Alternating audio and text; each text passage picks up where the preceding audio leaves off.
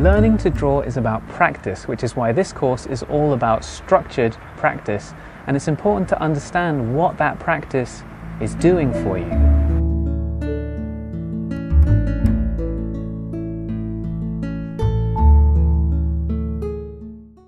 Your eyes and arm won't merely be tools that are used by your brain to create a drawing, they're equal partners in the drawing process. Your arm is going to make marks on the page that your conscious mind could never create, and your eyes are going to see things in the figure that your conscious mind couldn't. It's going to make measurements, it's going to see tone, it's going to understand what's important and what isn't important, and it's going to be able to see movement in the pose better than your conscious mind could. So the training is equally for your eyes and your arm as it is for your brain. So your eyes and arm will need to learn as much, if not more, than your mind. But they don't understand English. They do understand hard training. Each exercise is equipping your eyes and arm with a new skill. These aren't things that are achieved with information and knowledge. It's more useful to think of this like fitness training. The articles and videos are there so that you know what to do, but the real learning is in the doing. You'll need to have paper and drawing instruments to hand throughout this course. You should expect the ratio of taking in information to drawing practice to be at least 20 to 80 and probably more like 5 to 95. In other words, for each hour of reading and watching videos that you do, you should expect to spend at least 20 hours practicing those lessons. Try not to take in too much information without practice.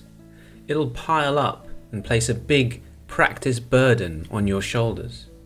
Take in a small amount and practice the hell out of it, and then go and absorb the next bit of information. Another thing to keep in mind is that, as with fitness training, you wouldn't expect leaps and bounds improvements after one training session. You wouldn't discard an approach to training if it didn't immediately pay dividends for you. So you'll need to have some patience and consistency with these exercises. So you'll be doing exercises for techniques that you might end up discarding and not actually using. But that doesn't mean that the practice was a waste of time. By practicing the techniques, you'll be training your arm or your eye or your mind. So for example, you might learn to measure distances and lengths with an outstretched arm and a pencil.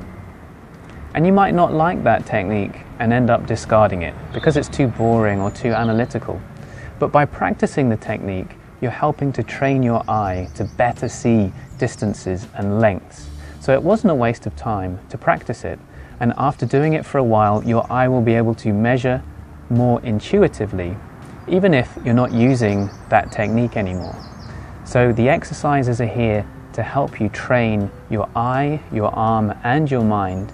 And you might not use all of them in all of your drawings, but it's still worth persevering with the practice. For many budding artists, their mind acts in counterproductive ways. We first need to switch it from a nuisance to an asset. At the moment, it's out of control and won't do what we want it to.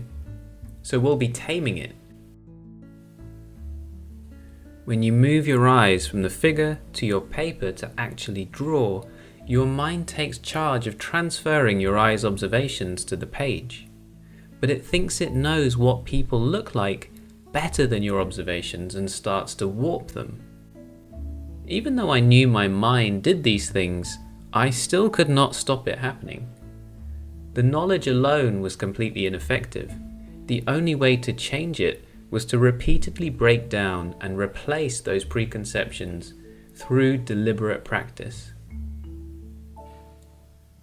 For example, for a long time, I would always switch positions during lying down poses at figure drawing classes to the most foreshortened angle.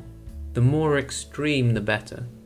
By constantly challenging my mind's thinking about how long things should be, by making it face up to something different, I slowly started to be able to retrain it to accept that foreshortening is a real thing.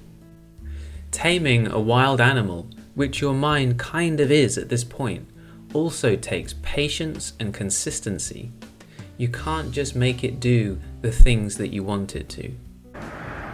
Now, if it was just your eye and your arm working together, then you might be able to produce quite accurate images, but it would be a bit like a photocopying machine, with your eye scanning the image and your arm transferring the information to the page. And it might not be as expressive or as interesting as we'd like it to be. And eventually, the part of your mind that marvels at the beauty of the world, or is awestruck by the savagery of nature, or is able to innovate and see things that aren't there, are going to be really important to creating beautiful and expressive images. This is for the future though.